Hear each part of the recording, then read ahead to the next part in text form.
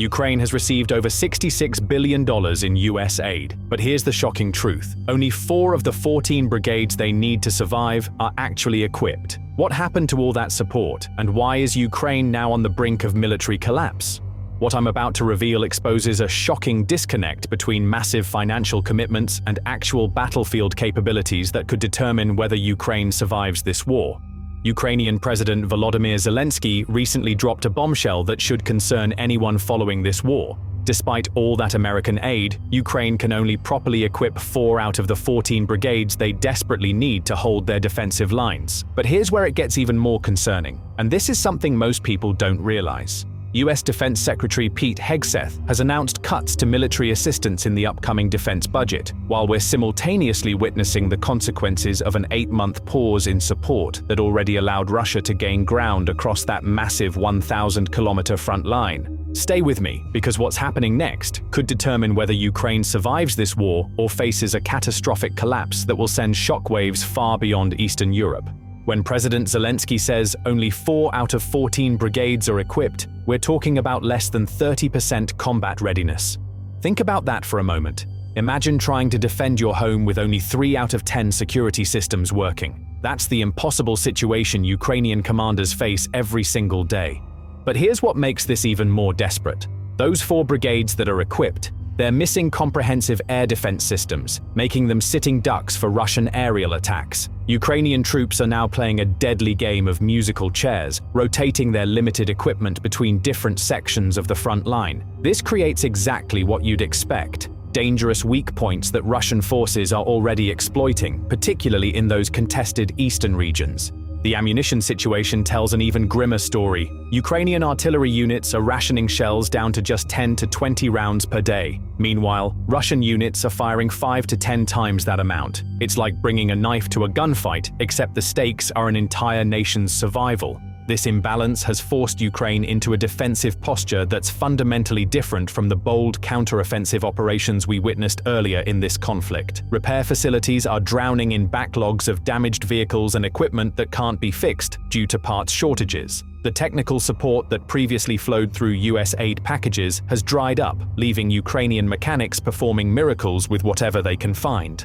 Now here's where Ukrainian ingenuity becomes both inspiring and heartbreaking. They've dramatically expanded domestic drone production, churning out thousands of reconnaissance and strike drones monthly. These aren't military-grade systems. They're often built with commercial components that have limited range and payload capacity. Yet these homemade drones have become Ukraine's secret weapon, allowing their forces to conduct surveillance and precision strikes despite conventional weapons shortages.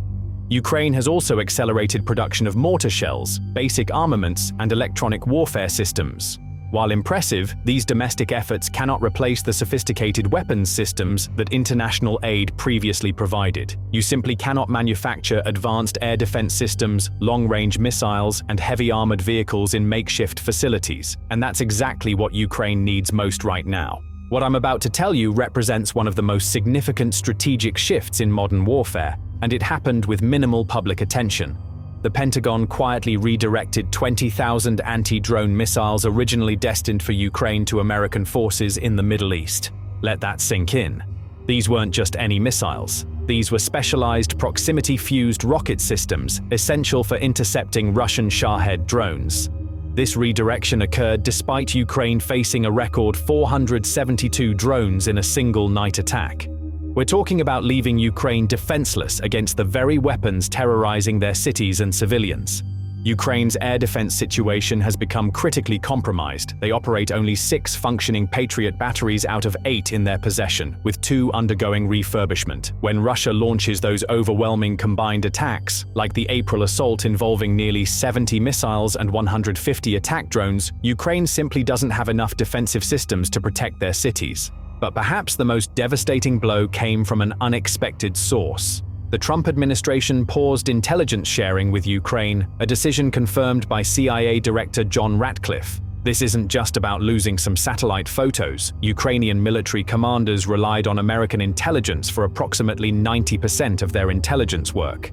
Without this crucial support, Ukraine has essentially been blinded on the battlefield. They can no longer anticipate Russian aerial attacks, track enemy movements, or conduct precision strikes against high-value targets.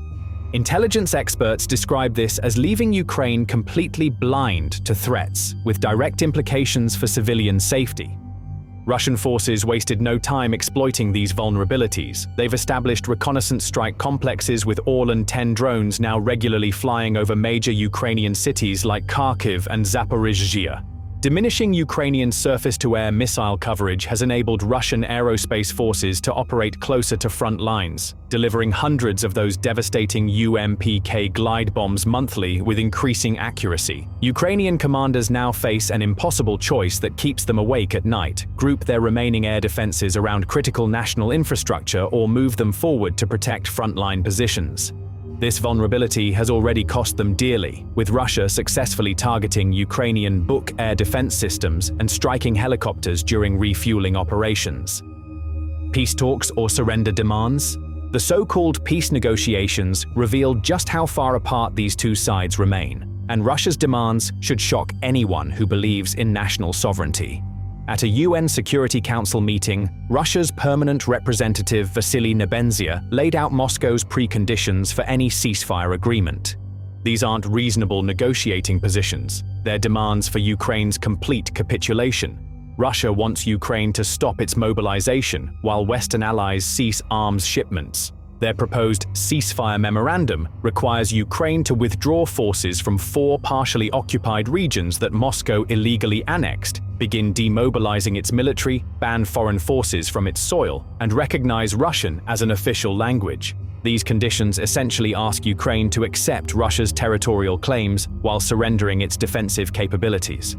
Ukrainian officials aren't mincing words. They've called these demands idiotic, and for good reason. President Zelensky maintains his position with admirable clarity. It is my job to hold talks on territories, and Putin's, who seized them. He consistently rejects any formal recognition of Russian control over occupied areas, backed by 68% of Ukrainians who categorically oppose such concessions, according to recent polling. The distinction Ukrainian officials make is crucial to understand. They acknowledge the reality that Russia currently holds territory, but they distinguish this from formal concessions. As one official explained, "If you're asking whether Ukraine will accept that some of its land belongs to Russia, no, Ukraine will not accept this." Zelensky's words carry the weight of a leader who understands what's at stake. Ukraine will never again pay with the future of its children, its sovereignty, and its will for illusory promises of peace. Interestingly, Saudi Arabia has emerged as a potential neutral mediator in these discussions. Crown Prince Mohammed bin Salman maintains close relationships with both Trump and Putin, uniquely positioning the kingdom as a diplomatic bridge. Saudi Arabia previously demonstrated its value by brokering prisoner exchanges, including a significant swap of 10 foreign nationals captured in Ukraine. However, some European leaders express legitimate concerns about being sidelined from these negotiations, as Trump appears to be initiating peace talks without involving his European allies. Can Europe step up when America steps back? Here's where the story takes a potentially hopeful turn, though whether it's enough remains the crucial question. European nations are actively mobilizing resources to compensate for reduced American assistance, and the scale of their commitment might surprise you. European Commission President Ursula von der Leyen unveiled an ambitious Rearm Europe package that could mobilize approximately €800 billion to strengthen European security. This 5-point plan involves suspending strict budget rules, allowing member states to increase defense expenditures by 1.5% of GDP, potentially creating fiscal space of nearly €650 billion over 4 years. The EU will also provide €150 billion in loans to governments for joint military investments. What makes this particularly significant for Ukraine is that the plan explicitly mentions using this equipment to massively step up their support to Ukraine. British Defence Secretary John Healey announced that European allies have pledged €21 billion in new military assistance for Ukraine, describing it as a record boost in military funding. Britain and Norway committed £450 million for hundreds of thousands of military drones, radar systems, and anti-tank mines. Germany promised 4 Iris-T air defense systems with missiles, while the Netherlands pledged a Hawkeye airborne early warning aircraft. Beyond immediate military aid, the UK and France are building a coalition to secure Ukraine's future, developing detailed military planning supported by hundreds of military planners from across Europe. Poland's response reveals both frustration and determination. Foreign Ministry spokesman Paweł Wroński explicitly criticized America's unilateral approach, stating the decision was made without informing us and consulting us, neither with NATO allies nor with the Ramstein Group. Despite this diplomatic tension, Poland continues supporting Ukraine.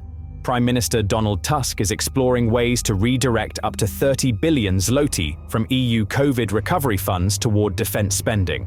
Polish Defense Minister Władysław Kosiniak-Kamysz emphasized their strategic thinking. Our strategy is to keep Russia as far away from here as possible, and keeping Russia as far away from here means supporting Ukraine. Ukraine stands at a precarious crossroads that will determine not just its survival, but the future of European security. The stark reality of equipping merely 4 brigades out of 14 necessary units demonstrates how severely diminished American support has impacted their defensive capabilities. The redirection of critical Patriot systems and anti-drone missiles has created dangerous gaps in air defense, leaving Ukrainian cities exposed to intensified Russian attacks. Intelligence support reductions have created a battlefield blindness that Russian forces are actively exploiting. Peace negotiations remain deadlocked because the positions are fundamentally incompatible. Russia demands Ukraine essentially surrender its sovereignty through demobilization and territorial concessions, while Zelensky rightfully refuses to cede Ukrainian land or compromise national sovereignty.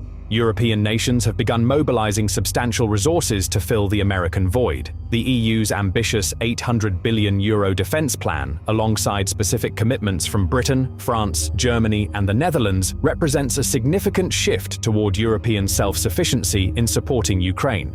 The coming months will prove decisive for Ukraine's defensive capabilities. Without restored American support or dramatically increased European assistance, Ukrainian forces face the prospect of further territorial losses and weakened strategic positions. Ukrainian resilience shines through their domestic drone production and resource adaptation, showing remarkable determination despite overwhelming challenges. However, the question remains whether European collective efforts can match the scale and effectiveness of previous American assistance. If this analysis opened your eyes to the reality of what's happening in Ukraine right now, hit that like button and subscribe for more in-depth military insights that cut through the headlines to show you what's really happening on the ground. The Ukrainian conflict demonstrates how quickly battlefield dynamics shift when support structures change. Though European nations show unprecedented unity in their support, the fate of Ukraine's territorial integrity hangs in the balance, with global security implications extending far beyond Eastern Europe's borders. What happens next will determine whether we're witnessing Ukraine's finest hour or its final stand.